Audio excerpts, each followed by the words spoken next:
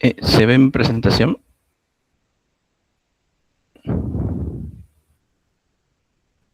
Sí se ve, doctor. Sí, se ve. Sí, doctor. Ya. A ver. ¿Se ve verdad? ¿O ahí se ve bien?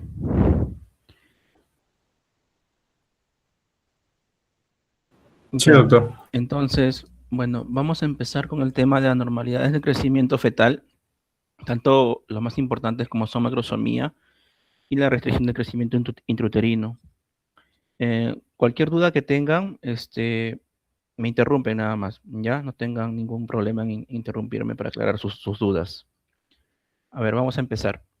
Eh, Ustedes saben que el control prenatal es clave, ¿no? Para poder evaluar bien cómo es el crecimiento de un feto, ¿no? Y cómo lo vamos a ir evaluando indirectamente en los controles prenatales a través de la ultrauterina, ¿no? En nuestro medio, eh, el tema económico, llámese la desnutrición, el bajo ingreso económico en las familias, puede de alguna manera también condicionar una mayor tasa de fetos pequeños y además también la nutrición inadecuada de la gestante, ¿no? Por ejemplo, con una nutrición pobre en proteínas y alta en carbohidratos, también puede generar una situación en la cual el feto pueda llegar a ganar un peso excesivo, ¿ya? Otra de las características importantes es que la función uteroplacentaria va a ser trascendente para este crecimiento fetal excesivo o, en el peor de los casos, un crecimiento fetal disminuido, ¿ya? Enfermedades también de la madre que pueda tener como antecedentes, llámese enfermedades del colágeno, como el síndrome antifosfolipídico o el lupus, pueden también condicionar un crecimiento fetal disminuido. La hipertensión arterial o la diabetes mellitus en este caso pueden también condicionar un crecimiento fetal excesivo. Entonces, para resumir, el crecimiento fetal deficiente se asocia con un mayor riesgo de mortalidad y morbilidad en el neonato, ¿no? A nivel perinatal. ¿Qué significa el término perinatal? Que durante el embarazo puede haber alguna complicación, durante el parto puede haber una complicación y posterior al parto puede haber una complicación, ya en la atención al recién nacido, tanto para fetos pequeños como para fetos grandes. Y este resultado adverso a largo plazo también se puede manifestar en estos recién nacidos. Se ha asociado que estos bebés que tienen, por ejemplo, un crecimiento excesivo al nacer, pueden llegar a tener en el futuro alteraciones metabólicas y también algunas enfermedades como hipertensión o diabetes mellitus, ¿ya? Entonces, el crecimiento fetal excesivo, llámese un feto grande para la edad gestacional o un feto macrosómico, se asocia a complicaciones en el parto y en la morbilidad neonatal. Entonces, y también reconocer el otro extremo, ¿no? Los fetos que son muy pequeños es una estrategia importante para prevenir principalmente, en estos casos, la muerte fetal. Ojo que los fetos también que tienen un peso excesivo en madres, por ejemplo, con diabetes, también pueden tener un desenlace fatal, ¿no? Una muerte fetal. A ver, el crecimiento fetal normal se va a dividir en diferentes fases, ¿no? Primera fase hasta la semana 16, una segunda fase hasta la semana 32 y una tercera fase a partir de la semana 32 hasta el parto. La primera fase es una fase de hiperplasia, es decir, que los tejidos empiezan a aumentar, se empiezan a generar mucho más tejido. La segunda fase hasta la fase 32 es una fase de hiperplasia con hipertrofia. Es decir, se sigue generando un nuevo tejido y el tejido que se está generando empieza a crecer. La tercera fase es una fase ya más de hipertrofia. Entonces, el tejido ya formado empieza a aumentar de tamaño por acumulación de glúcidos, de proteínas, etcétera. Entonces, ¿qué factores condicionan este crecimiento fetal? Diferentes factores, como les menciono a continuación. Por ejemplo, puede haber factores hormonales, la insulina, el lactógeno placentario humano, el cortisol, eh, ambientales, por ejemplo, metales pesados pueden reducir la función placentaria por este tipo de intoxicaciones con metales pesados, infecciones o también la alimentación, ¿no? Una pobre alimentación, una alimentación inadecuada de la gestante. Pueden condicionar el crecimiento fetal tanto excesivo como disminuido. A ver, ahora, entrando más en el término en el tema de macrosomía, ¿no? Hay dos términos importantes que debemos tener en cuenta, ¿no? Lo que es el feto grande para la edad gestacional y el término de macrosomía. ¿Qué significa que un feto sea grande para la edad gestacional? Es decir, que un feto está creciendo por demás, más allá del pergentil 90, para el tiempo que tiene, para las semanas que tiene en ese momento que le realizan la ecografía, ¿no? Como se dice, este término es una estimación del peso que tiene mediante la evaluación ecográfica, ¿ya? Es una evaluación que se hace con el feto dentro del útero con una estimación ecográfica. ¿Qué quiere decir que tiene más del pergentil 90? Que solamente un 10% de los fetos para esa edad gestacional están por encima de ese peso. En cambio, el término de macrosomía, ¿qué quiere decir? Que un bebito al nacer va a superar los 4 kilos ya. Eso ya es un término que se utiliza ya en los neonatos, ¿no? Que se va a realizar pesando a ese bebé en una balanza, ¿no? Entonces, en el seguimiento ecográfico se va a decir que el feto es grande para edad gestacional porque se realiza de manera con un seguimiento ecográfico y se va a reservar el término de macrosomía para los neonatos que pesen más de 4 kilos. Ya, eso ya es al nacer. Entonces, las causas, hay diferentes postulaciones sobre las causas por las cuales estos fetos crecen demasiado, ¿no? La más importante es asociada a diferentes enfermedades de la mamá, como diabetes mellitus principalmente, o la diabetes gestacional, ¿ya? Entonces, hay factores de crecimiento que están inmiscuidos en este crecimiento fetal excesivo. Antiguamente se pensaba del factor de crecimiento similar a la insulina tipo 1, ¿ya? Que se relaciona con el crecimiento fetal a lo largo de toda la gestación. ¿Y cómo se va a dar este crecimiento fetal? Modulando el metabolismo materno, estimulando el crecimiento y la diferenciación de la placenta, estimulación también del transporte de nutrientes a través de la placenta. Entonces, para esto, en el año 52, 53, se postula una hipótesis del doctor Peders, es una hipótesis antigua. ¿Qué decía esta hipótesis para tratar de explicar por qué los fetos crecían excesivamente? Decía lo siguiente, que en aquellas mujeres que tenían diabetes pregestacional o desarrollaban diabetes gestacional, la hiperglicemia, y estaban obviamente mal controladas, la hiperglicemia materna podía conducir a una hiperglicemia fetal, porque si ustedes recuerdan, la difusión que se hace de los glúcidos, del azúcar a nivel placentario, pasa por una difusión facilitada. No tiene que haber un transportador específico que necesite la glucosa para poder pasar. Ya, o sea, son transportadores que no utilizan energía, pasan rápidamente a nivel placentario. Ya, entonces esa hiperglicemia fetal iba a condicionar a que este feto esté sobrecargado de glucosa y por consiguiente iba a haber una estimulación en el páncreas de este feto que iba a producir mucha insulina. Y como ustedes saben, esa insulina la insulina es una hormona anabólica y por consiguiente estimulaba el crecimiento de este feto, utilizando estos azúcares en aumento y depositándolos, por ejemplo, en la grasa parda o a nivel hepático o en los tejidos o en el tejido muscular de este fetito. ¿Ya? Entonces, esta hipótesis es una hipótesis antigua que se estudió o que se planteó en el año 52, 53 aproximadamente.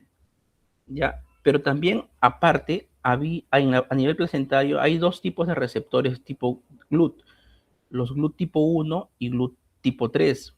El GLUT tipo 1 está más o menos a nivel de la cara materna de la placenta y el GLUT tipo 3 está a nivel de las arterias umbilicales. ¿Qué hacen estos dos transportadores? Facilitan la entrada de glucosa hacia el feto de la circulación materna, ¿ya? Entonces, como les había mencionado, eso va a promover que haya una acumulación excesiva de glucosa a nivel del tejido fetal y por ende su excesivo crecimiento, ¿ya? Entonces, ¿qué factores de riesgos hay para que pueda nacer un bebito muy grande, no? Por ejemplo, hay factores constitucionales, ¿no? Que ya están desde antes de la gestación. Como saben, en obstetricia, el antecedente es importante para todo. El antecedente de un hijo previo de más de 4 kilos. un índice de masa corporal materna antes del embarazo que esté en grados de obesidad o de sobrepeso. Pacientes multíparas también. Y eso les voy a comentar más adelante por qué la multiparidad también es un factor de riesgo para generar bebés muy grandes. La etnia, raza africana o latina, el peso de la madre también al nacimiento más de 4 kilos, ¿no? Pero eso quién lo pregunta, ¿no? Si ustedes han estado en consulta, creo que muy pocos lo preguntan. Y la diabetes previa del embarazo, principalmente la diabetes tipo 2. Nosotros vamos a ver más adelante que la diabetes que la diabetes gestacional está bastante relacionada en su fisiopatología a la diabetes tipo 2, ¿ya? En cuanto a los factores gestacionales que aparecen durante el embarazo, va a ser, por ejemplo, el aumento excesivo de peso en los controles prenatales, ¿no? Más de 16 kilos, que sea el feto de sexo masculino, que hay una gestación, por ejemplo, prolongada, ¿no? Mientras más tiempo permanece este feto intraútero, sigue ganando de peso, o que desarrolle diabetes gestacional. Esto es lo más importante, ¿ya? A ver, para tratar de explicar cómo se desarrolla este tipo de diabetes gestacional, como les había mencionado, se relaciona con la diabetes tipo 2. Les comparto acá la guía de la ADA del año 2026, ahora que ha salido en febrero, si mal no recuerdo, sobre la clasificación de la diabetes, de los diferentes tipos de diabetes, ¿no? En el tipo 1, como ustedes ya saben, es la diabetes inmune, ¿no? Autoinmune, ¿no? Que va a destruir las células beta.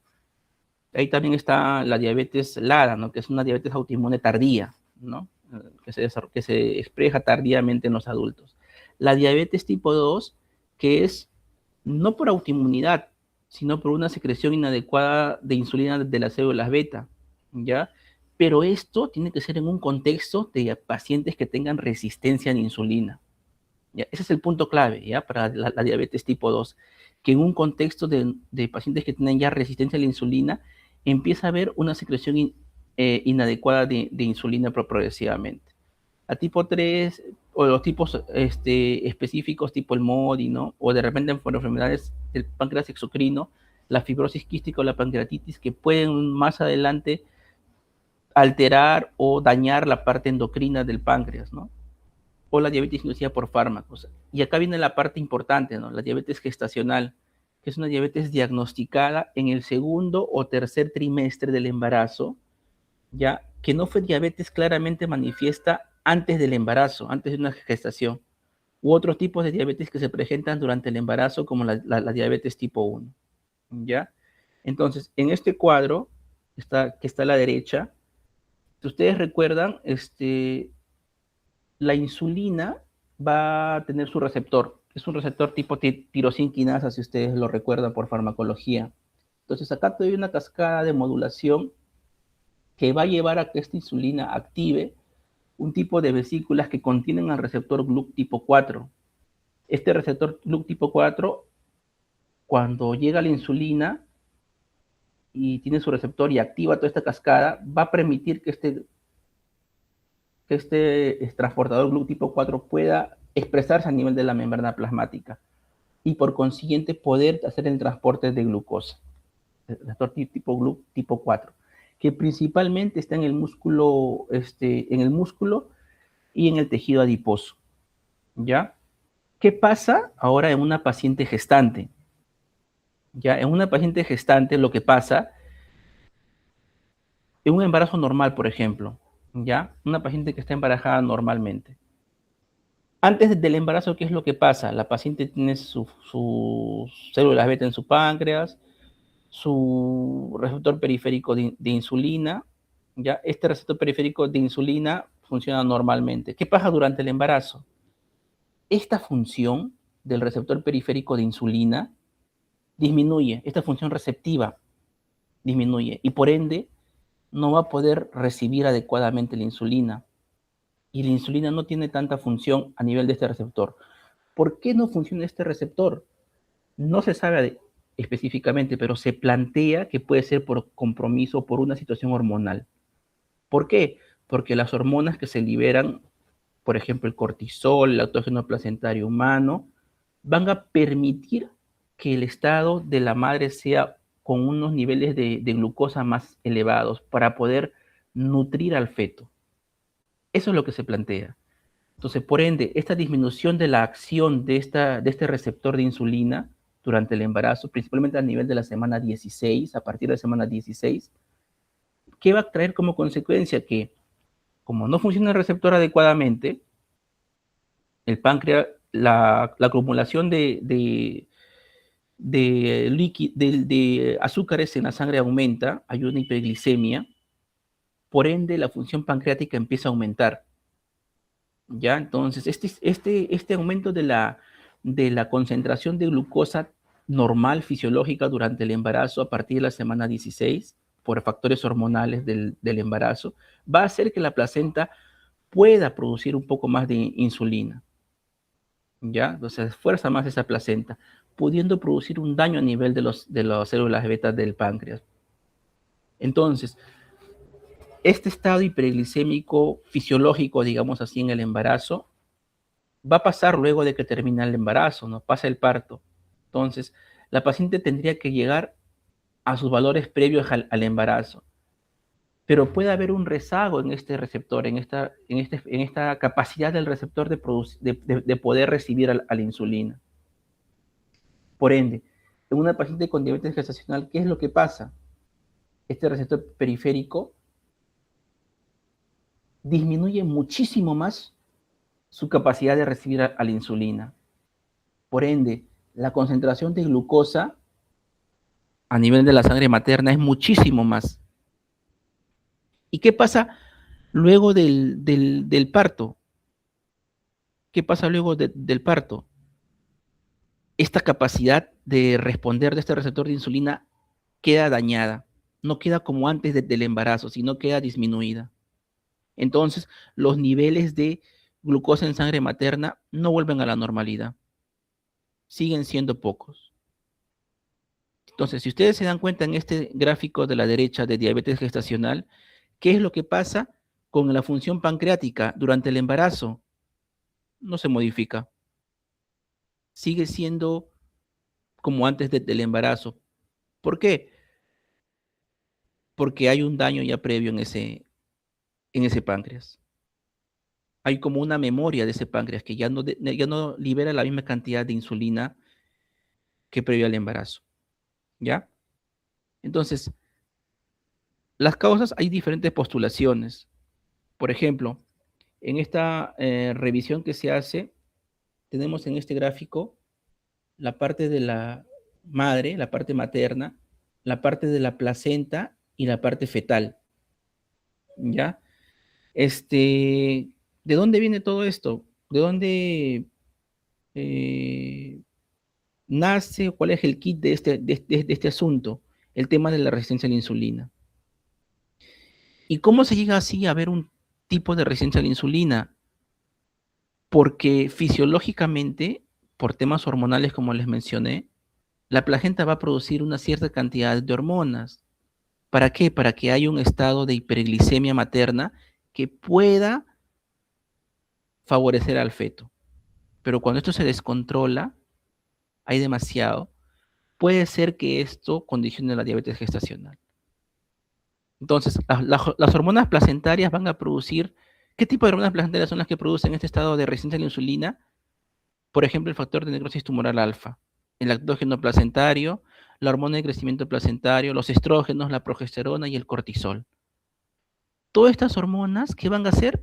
Que la función de este receptor de insulina sea menor. Entonces, va a haber un cuadro de resistencia a la insulina.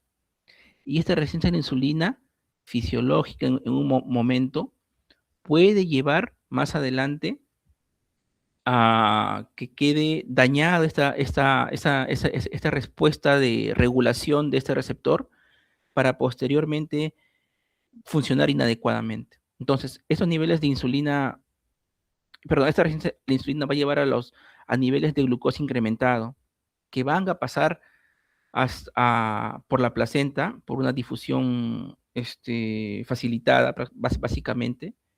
Y aparte de esto, hay otros mecanismos por los cuales pueden pasar también ácidos grasos y aminoácidos, triglicéridos y aminoácidos, perdón. Porque esta resistencia a la insulina en la sangre materna va a hacer que la misma madre pueda producir o pueda degradar más triglicéridos y pueda degradar proteínas. Como no tiene sustrato, como no tiene acción la insulina por una resistencia a nivel de su receptor, ¿qué va a decir el cuerpo? Que el cuerpo dice, no tengo glucosa dentro de la célula materna. Entonces, en este escenario, el cuerpo, ¿qué hace? Catabolismo. Degrada triglicéridos, degrada proteínas y aumenta la cantidad de, de aminoácidos y aumenta la cantidad de triglicéridos. Entonces, los ácidos grasos libres pasan a nivel placentario, los aminoácidos también, y al feto, ¿qué le va a llegar? Le va a llegar bastante glucosa, le va a llegar ácidos grasos libres de la degradación de los triglicéridos y le va a llegar aminoácidos. Todo esto son sustratos que el feto va a usar. Entonces, esta glucosa incrementada que pasa libremente por la placenta, ¿qué le va a decir a este feto? Que produzca insulina. Produce una gran cantidad de insulina este feto. Y como tiene insulina, produciendo gran cantidad por una gran cantidad de glucosa, tiene además aminoácidos, tiene además ácidos grasos, todo esto va a llevar a que este feto crezca de manera aumentada, ¿ya? Aparte de esto, no solamente es la función placentaria que libera hormonas que va a llevar a una resistencia a la insulina fisiológica, sino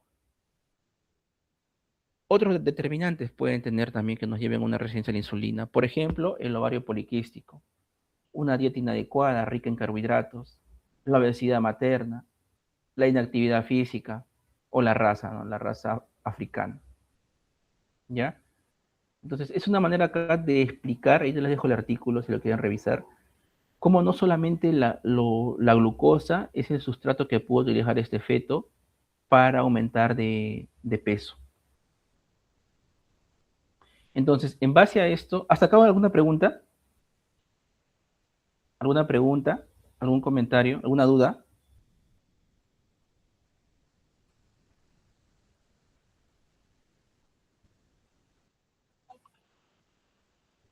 Entonces, en base a esto, el año 2008 se hizo un estudio multicéntrico, ¿ya? Para ver los efectos adversos que producía la hiperglicemia materna en los neonatos. Se llama estudio APO, ¿ya? Este estudio tuvo el objetivo de aclarar cuál era la asociación entre niveles de glucosa materna bajos y aquellos niveles que realizaban el diagnóstico de diabetes con resultados perinatales adversos. Se hizo un estudio multicéntrico, multirracial, en casi 25.000 mujeres. Entonces, ¿a qué llegó de conclusiones este estudio? A que los estados hiperglicémicos en la madre podrían favorecer un crecimiento fetal incrementado y por consiguiente también pueden haber cesáreas incrementadas, pueden haber estados de hipoglicemia natal, hiperinsulinemia fetal, parto prematuro, distocia de hombros, trauma obstétrico, ingreso a UCI neonatal, hiperbilirrubinemia y preeclampsia. Entonces, vieron la asociación entre niveles elevados de glucosa y todos estos resultados adversos perinatales. Entonces, hay un grupo, ¿no? La Asociación Internacional de Grupos de Estudio de Diabetes y Embarazo, perdón, en el año 2010, en base a lo que había hecho el estudio APO, dieron unas recomendaciones para poder hacer el diagnóstico de diabetes gestacional. Entonces, llegaron a decir que se debe hacer el diagnóstico en el test de un solo paso, el famoso test de un solo paso con solución oral de glucosa de 75 gramos, ¿ya? Y pusieron 3 puntos de corte, ¿ya? Llegaron a 3 puntos de corte, que la glucosa preprandial debe estar menor de 92, si está mayor de 92, diabetes gestacional. A la hora menor de 180 y a las 2 horas menor de 153. Y esto debe ser tomado entre la semana 24 y la semana 28.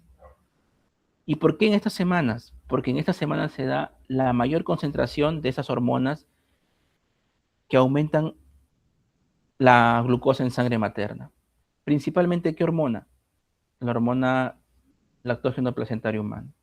¿Ya? Entonces, se debe hacer este test, tiene su protocolo este test, por lo menos 8 horas de ayuno, 75 gramos de glucosa en 375 mililitros de agua, consumirlo en 5 minutos.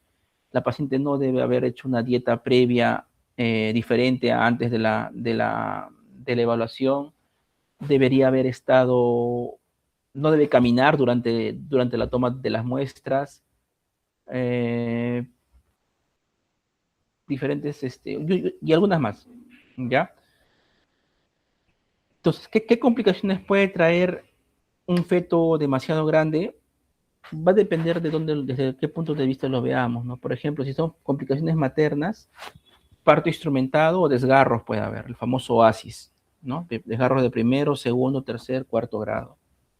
El incremento de las cesáreas, las infecciones urinarias recidivantes, ¿por qué? Porque hay un tema de hiperglicemia materna.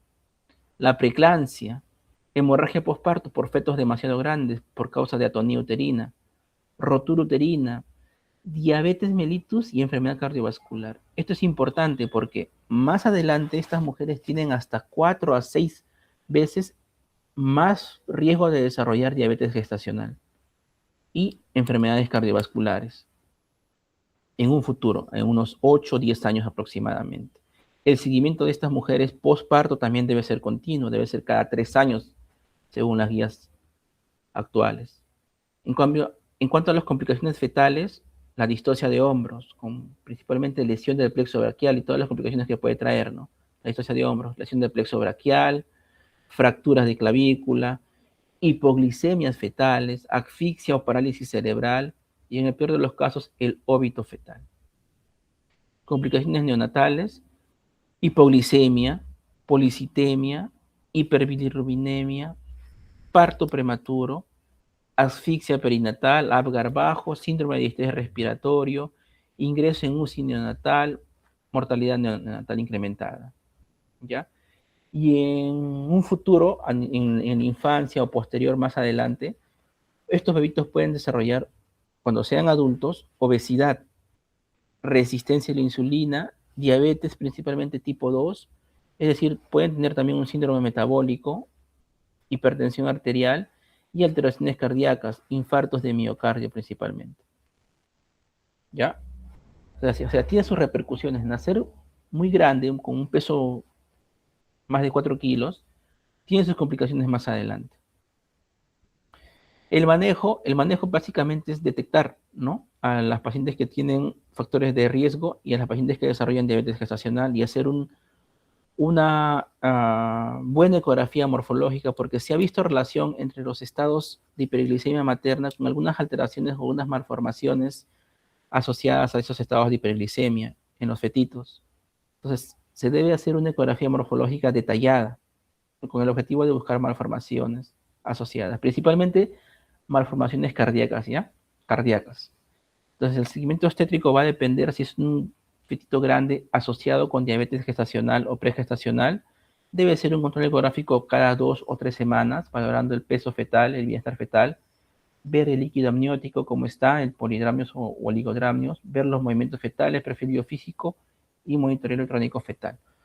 Si es un grande de paridad gestacional aislado, no va a requerir un seguimiento adicional, simplemente hacer una ecografía más o menos en la semana 38 para ver qué tanto ha crecido este feto y valorar la vía del parto, la vía de finalización del embarazo.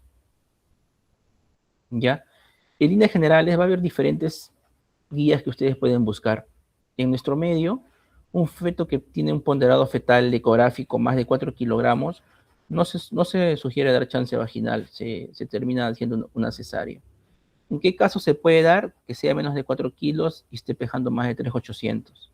Ahí se puede dar una prueba de trabajo de parto para ver si es que cómo progresa el parto, más básicamente cómo va la altura de presentación de este fetito, de este trabajo de parto, perdón. ¿Ya? Si ustedes revisan las guías de la COG, ellos ponen otro punto de corte diferente, no es 4 kilos, es 4 kilos y medio. Entonces, eso va a depender también de la población en la que estén, ¿no? No se puede comparar la población femenina latina con la población americana o europea, ¿no? Que son un poco más altos, más grandes, ¿no? ¿Hasta aquí alguna pregunta, alguna duda? ¿Algún comentario? O yo les pregunto.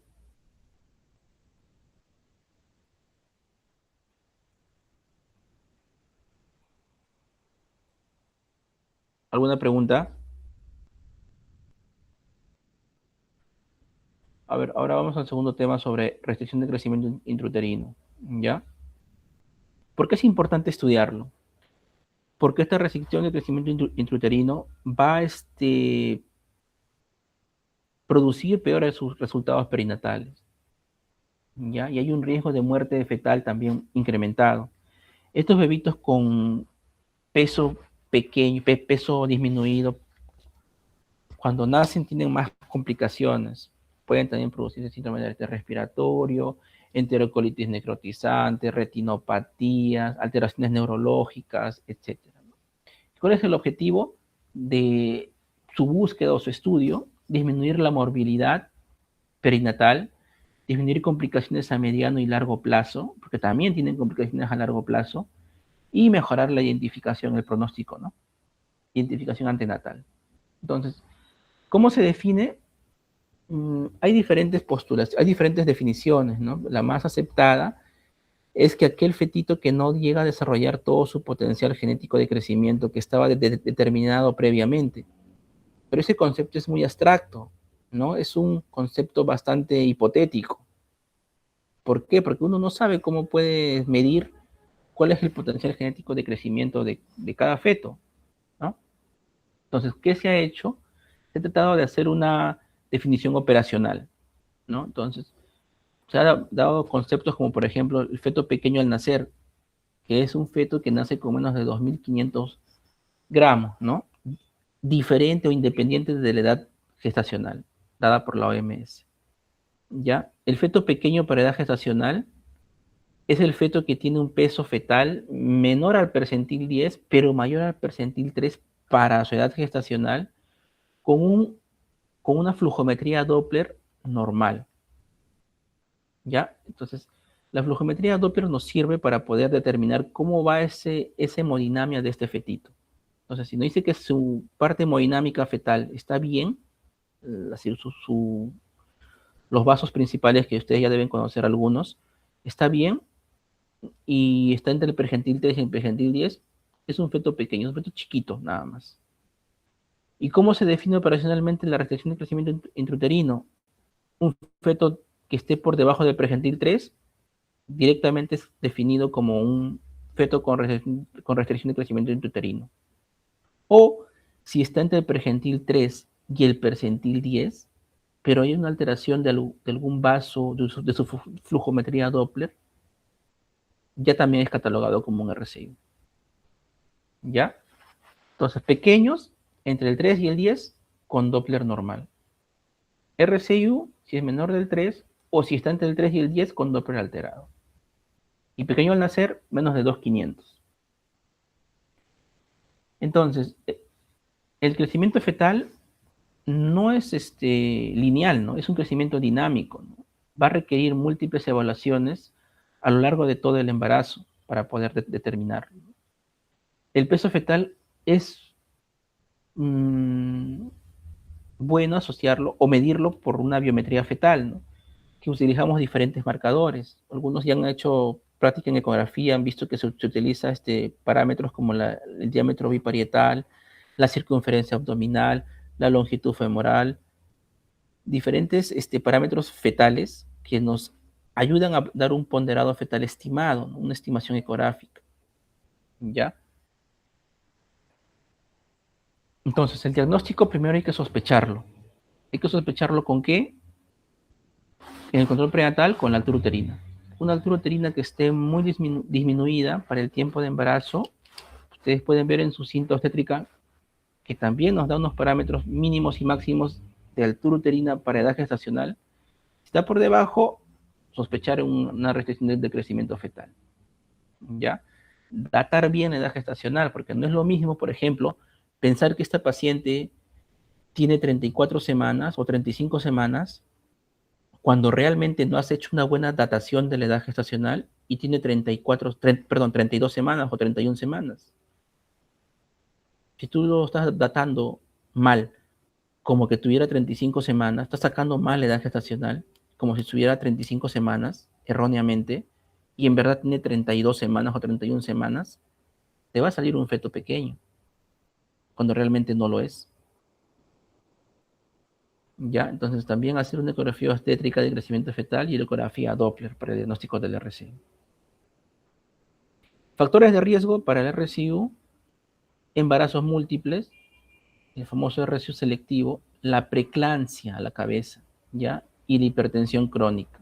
Preeclampsia pero a la cabeza. Una pobre ganancia ponderal en el embarazo, menos de 8 kilogramos, antecedentes de RCU, enfermedades de la madre como el lupus o el síndrome antifosfolipídico, el consumo de alguna sustancia, la diabetes tipo 1, el hipotiroidismo o las madres que sean hipertensas o con enfermedad renal crónica. Causas fetales: anomalías cromosómicas, malformaciones congénitas, por ejemplo, una gastrosquisis, enfermedades del sistema nervioso central, como anencefalia, las infecciones intrauterinas, el famoso TORCH, o las gestaciones múltiples que compartan una sola placenta. Las causas maternas: enfermedades crónicas, desnutrición, abuso de sustancias, factores ambientales, y las madres delgadas también. Entonces, las causas placentarias, como se había mencionado, van a encabezar estas causas de restricción de crecimiento intrauterino. ¿Por qué? Porque hay una invasión del trofoblasto mala, anómala. Y esto va a producir preeclampsia e insuficiencia útero-placentaria, ¿ya? Entonces, por consiguiente, va a haber una mala perfusión, una mala penetración de estas arterias espirales, va a haber un mal remodelamiento de estas arterias espirales, por consiguiente, una baja cantidad de flujo sanguíneo que puede ingresar a este fetito, ¿ya? Puede producir también infartos placentarios o patologías del cordón umbilical o la placenta previa, puede producir sangrados. Causas ambientales: la altura, exposición a tóxicos o radiaciones. Entonces, hay diferentes maneras de diagnosticar y manejar la restricción de crecimiento uterino. Va a depender de las diferentes sociedades. Por ejemplo, la Sociedad de Medicina Materno-Fetal Americana únicamente se basa en el Doppler de la arteria umbilical. No usa más. Y lo clasifica como, en eso sí hay un consenso, ¿no? A la semana 32. Que sea más de 32 como uno tardío y uno menos de 32 como uno temprano. Entonces, si es más de 32 semanas, tardío. Si es menos de 32 semanas, temprano. Y usa únicamente el Doppler de la arteria umbilical, ¿ya? Acá lo dejo para que lo puedan revisar con más detalle. Entonces, va a depender de la arteria umbilical como esté. ¿Ya? Si la diástole de la arteria umbilical está presente, disminuida, ausente o reversa, ¿ya? Y también dan su protocolo de manejo de acuerdo a esas situaciones en las cuales puede estar esta arteria umbilical, ¿ya? Entonces, ustedes también deben recordar que la arteria umbilical únicamente se va a alterar cuando ya haya por lo menos, o sea, se va a ver un reflejo de alteración en el Doppler fetal de esta arteria umbilical, más o menos cuando estemos en un 30% por lo menos de esta placenta dejando de funcionar, ¿ya? La placenta es un órgano que resiste bastante, es un órgano bastante noble, que trata de mantener este feto bien oxigenado, bien nutrido. Entonces, cuando ya hay una alteración o esta placenta deja de funcionar en un 30%, un 40%, recién en ese momento se va a ver reflejado en el Doppler alterado de la arteria umbilical. Ya acá les dejo esta guía para que lo puedan revisar con detalle. Ya, entonces, hay otro organismo, la Sociedad Internacional de Ultrasonografía y Ginecología, que plantea también una definición, un diagnóstico y un manejo de los fetos con restricción de crecimiento intrauterino, ¿no? Para esto se basó un consenso del año 2016, el consenso sobre restricción de crecimiento fetal, se llama el consenso Delphi, ¿ya? Y este consenso llega a hacer una definición operacional del RCIU. También va a tener parámetros del punto de corte de las 32 semanas para decir que es temprano o tardío, y diferentes marcadores, ¿ya? De los diferentes vasos, de la arteria uterina, de la arteria del ratio cerebroplacentario, ¿ya? De las umbilicales, etc. Me las dejo también ahí para que lo puedan revisar. Entonces, acá viene lo importante, ¿no? Si esta restricción de crecimiento uterino es temprano o si es tardío, ¿no? No es lo mismo, por ejemplo, que se presente una restricción de crecimiento uterino en la semana 28 que a la semana 35, 36, ¿no? En este caso hay unas ciertas diferencias en su presentación.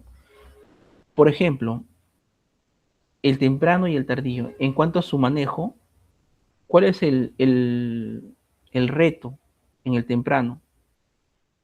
El manejo, porque son prematuros, son muy prematuros, menos de 32 semanas.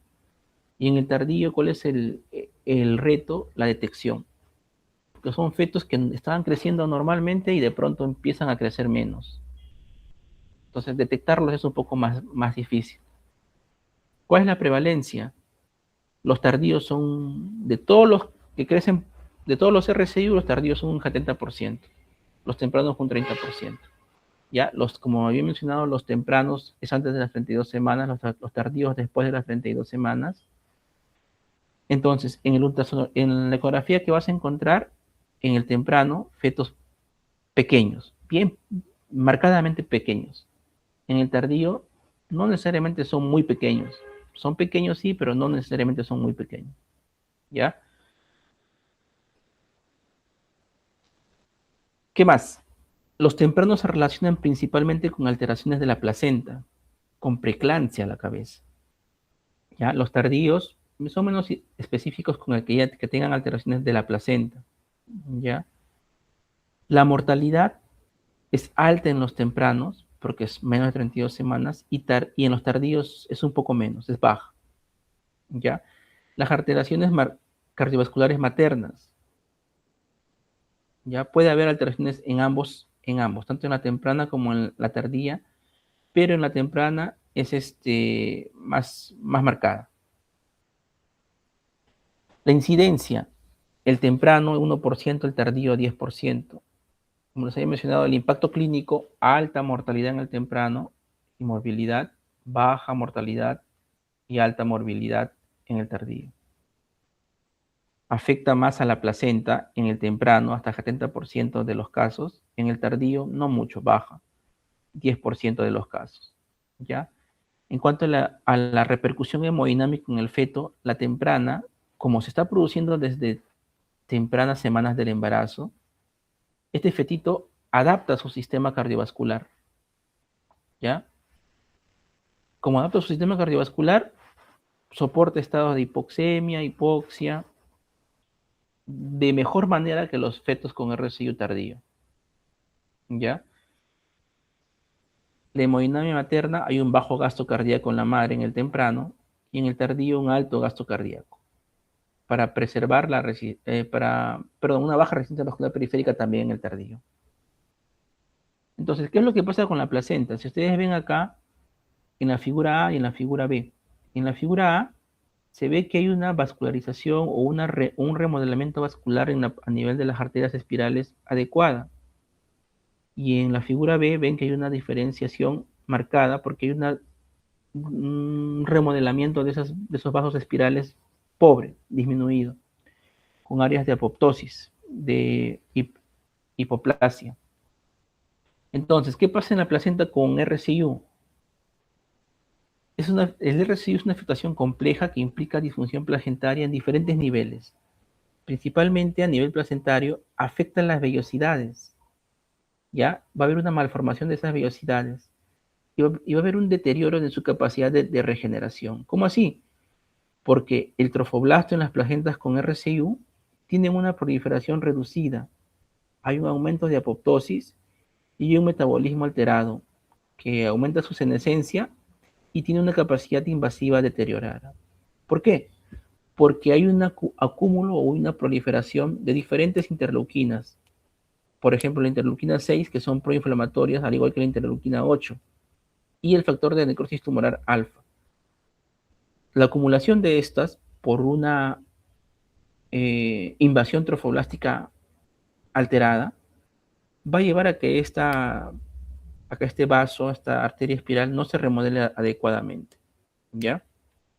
Y todo esto va a generar un ambiente de inflamatorio con liberación de estos interleuquinas inflamatorias, con liberación de factor de necrosis tumoral, con liberación de radicales de especie reactiva del oxígeno, que va a hacer que esta función de estos vasos, de esta microvasculatura, disminuya.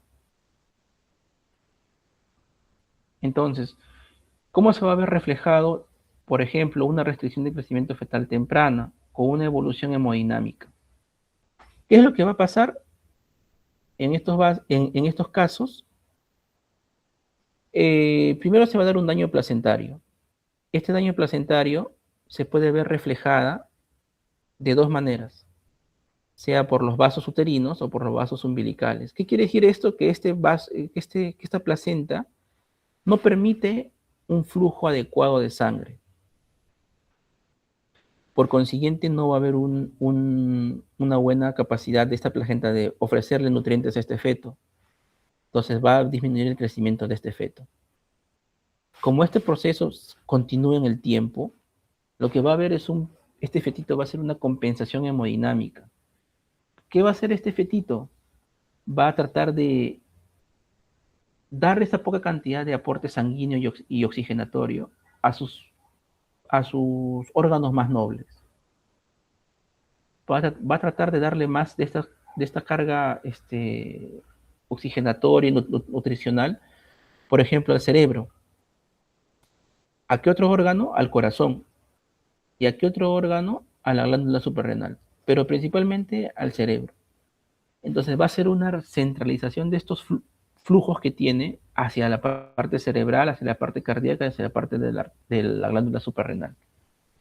Entonces, luego de esto, en un estado de compensación hemodinámica, se va a producir una descompensación hemodinámica, ¿no? Va a pasar las semanas, pasar los meses, y este fetito ya no va a soportar. Hay una descompensación hemodinámica. ¿Por qué? Porque va a haber una alteración cardíaca. Entonces, este feto en estados hipoxémicos está haciendo más trabajo cardíaco. Le va a llevar a tener una isquemia cardíaca. Va a llevar una falla diastólica y al final una falla sistólica. ¿Cómo se ve representado eso? En un vaso específico, en el vaso del ductus venoso. Luego que hay una descompensación hemodinámica, puede haber o va a haber daño severo en este feto o muerte fetal. Entonces, las pruebas que normalmente nosotros hacemos, la cardiotocografía o el perfil biofísico fetal ecográfico, cuando lo vemos anormal es porque ya se ha producido toda esta cascada de daño en este fetito. Entonces, la cardiotocografía, test no estresante, test estresante, y el perfil biofísico anormal, cuando encontramos estas dos pruebas de bienestar fetal anormales, es porque ya el daño se ha producido crónicamente en estos fetitos. ¿Ya? Entonces, la historia natural del deterioro hemodinámico, de acuerdo a los vasos, primero, por ejemplo, hay un estado de hipoxemia, hipoxia y acidosis. Veamos, por ejemplo, en la arteria umbilical, cuando hay un estado de hipoxemia, lo principal es observar el flujo diastólico. ¿Ya? Para el umbilical es el flujo diastólico. Entonces, cuando vemos estados de hipoxemia, el flujo diastólico puede estar ausente o reverso. En acidosis también reverso. De la arteria cerebral media, en estado de hipoxemia, va a aumentar ese flujo diastólico, esa onda diastólica, perdón. ¿Ya? Entonces, y en el ductus venoso, lo principal es ver la onda A. la onda S, la onda D y la onda A. La onda A nos habla de la función de la aurícula derecha. Cuando está ausente o está reverso, estamos en estado de hipoxemia tardía o de acidosis. Y el líquido amniótico, como lo vemos en estados de hipoxemia, puede estar normal, pero ya en estados de acidosis disminuye. ¿Ya? El manejo del RCIU no hay un consenso específico para hacer un manejo protocolizado, ¿no? Va a depender de la guía que ustedes revisen. Pero en líneas generales va a depender de la edad gestacional y del estado clínico de este fetito, ¿no? De su compromiso hemodinámico. Entonces, básicamente el manejo se tiene que hacer primero viendo o diagnosticando las pacientes que pueden producirse, que pueden desarrollar preeclampsia en el embarazo. Es decir, disminuir el riesgo de preeclampsia. ¿Cómo hacemos eso?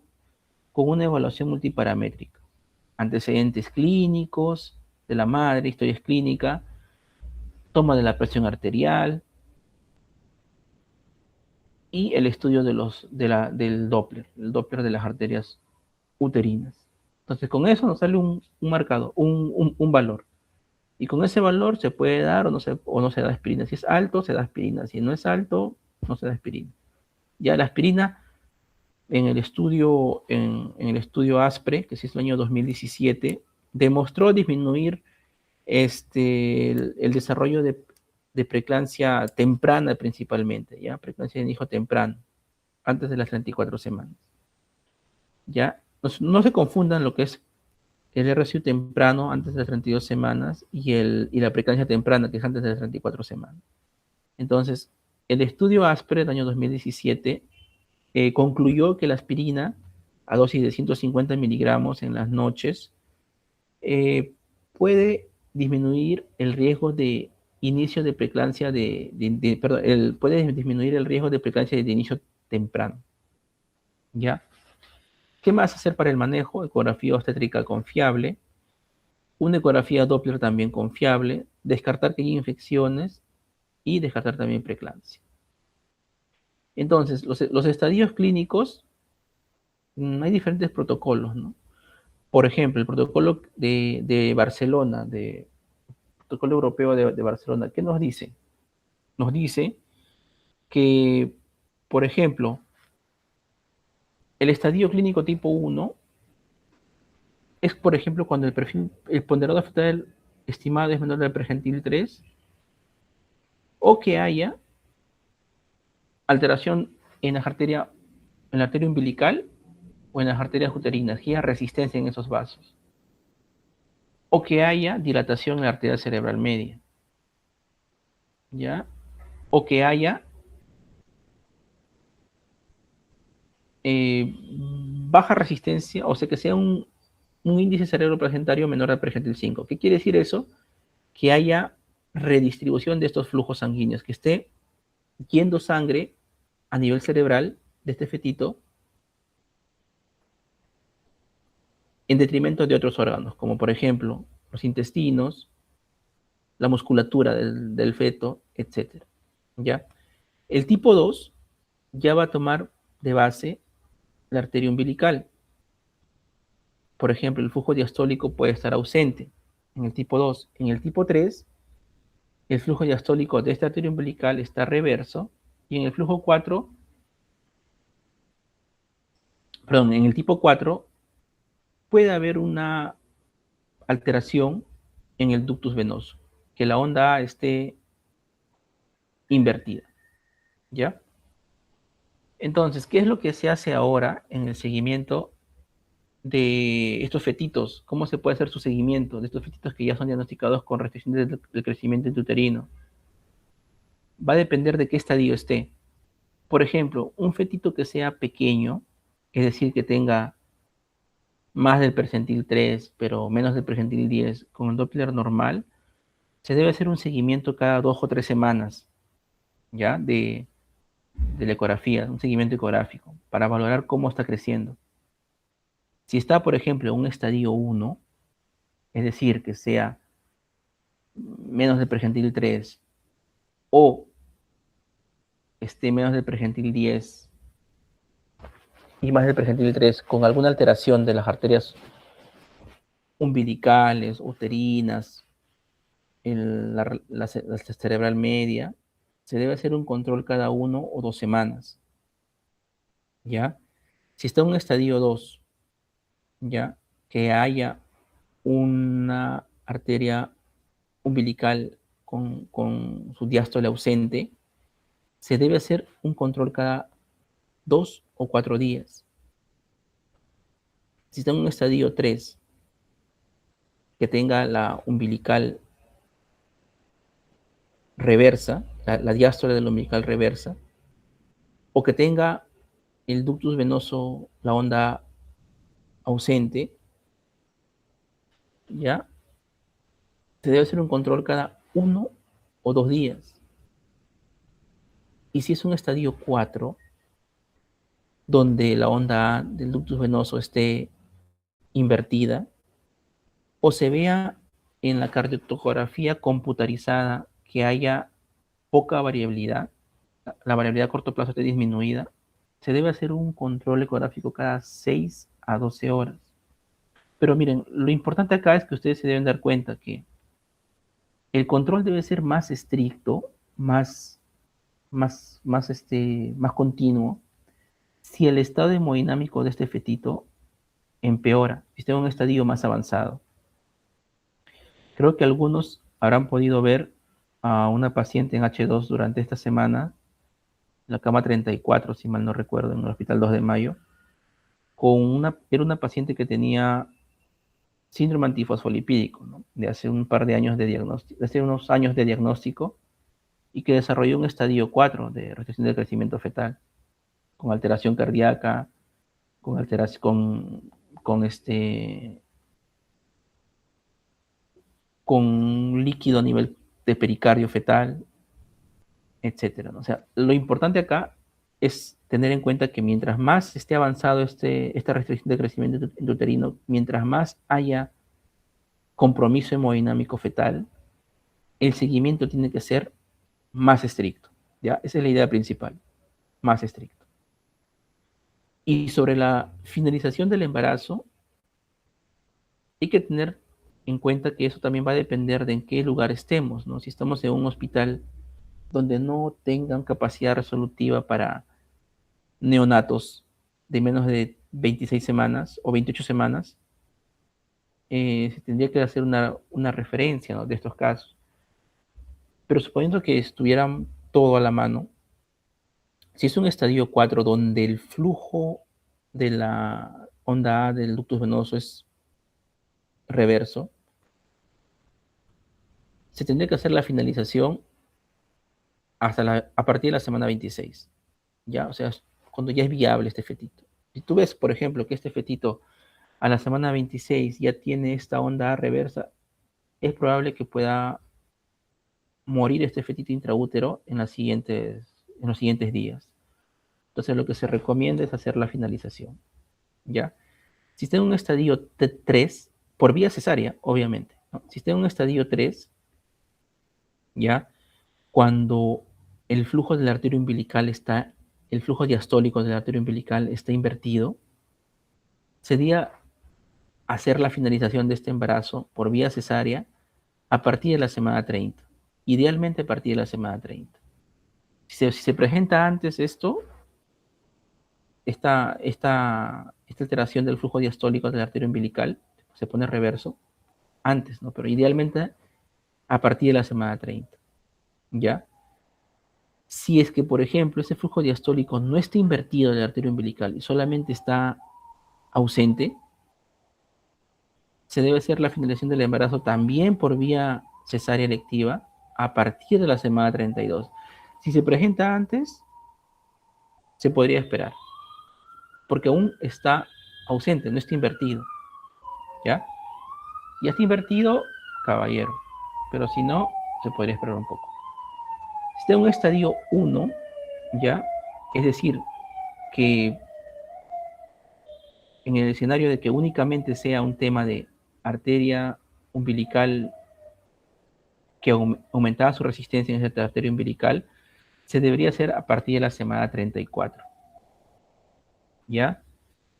Si está en un estadio 1, pero que otros vasos estén alterados, no solamente el umbilical, sino la cerebral media, por ejemplo, no el umbilical, que esté la cerebral media o el ratio cerebral placentario o las uterinas, se debería hacer la finalización a partir de la semana 37, ¿ya?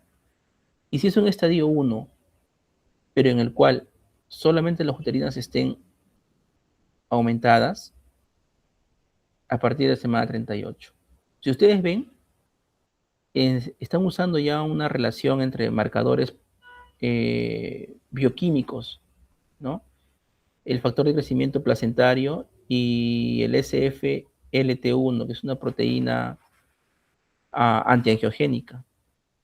Entonces están usando esa relación ya para poder definir la conducta, ¿ya? Y si es un feto pequeño para edad gestacional, a partir de la semana 40. Entonces, los estadio 1 o los pequeños para edad gestacional, en resumen, tanto estadios 1 como pequeños, parto vaginal, porque tienen una función placentaria todavía que puede tolerar el trabajo de parto. Pero el estadio 2, 3 y 4, que tienen un compromiso hemodinámico fetal mayor, que tienen una función placentaria disminuida, no se recomienda el parto vaginal, se recomienda la terminación del embarazo por vía alta. ¿Ya? Entonces, ¿qué complicaciones puede traer esta restricción de crecimiento fetal?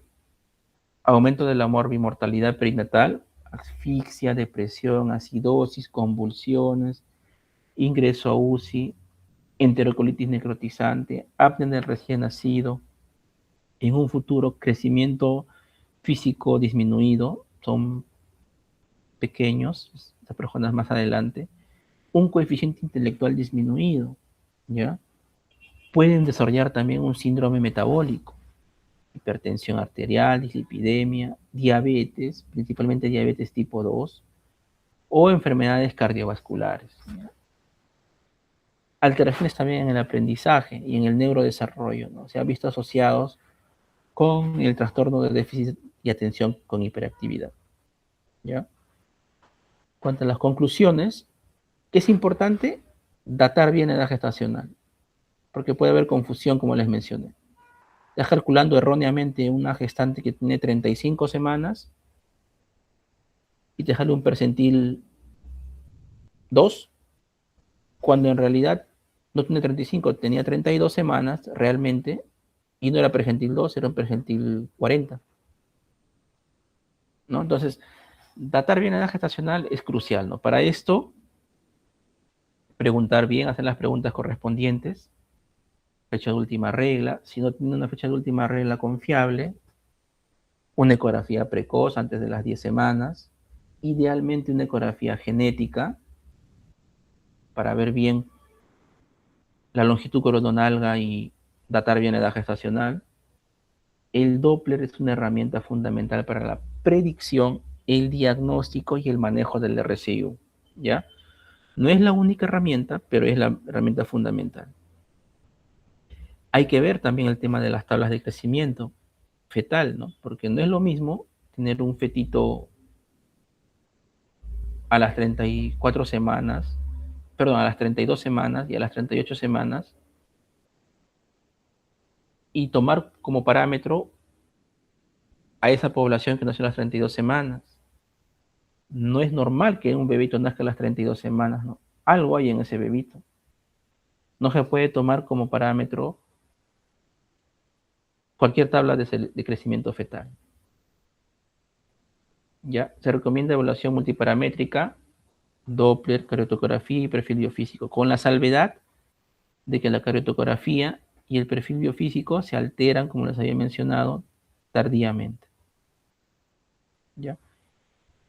El diagnóstico temprano de esta complicación y el seguimiento estrecho y un parto oportuno y por la mejor vía, son importantes para el resultado perinatal adecuado a corto y largo plazo. Esta es la bibliografía que utilicé. Y ahora sí, ¿alguna pregunta, alguna duda?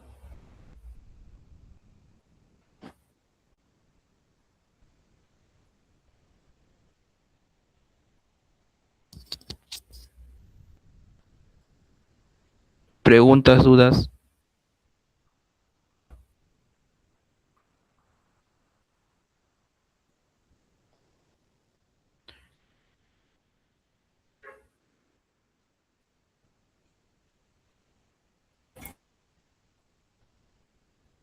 Preguntas, dudas, comentarios.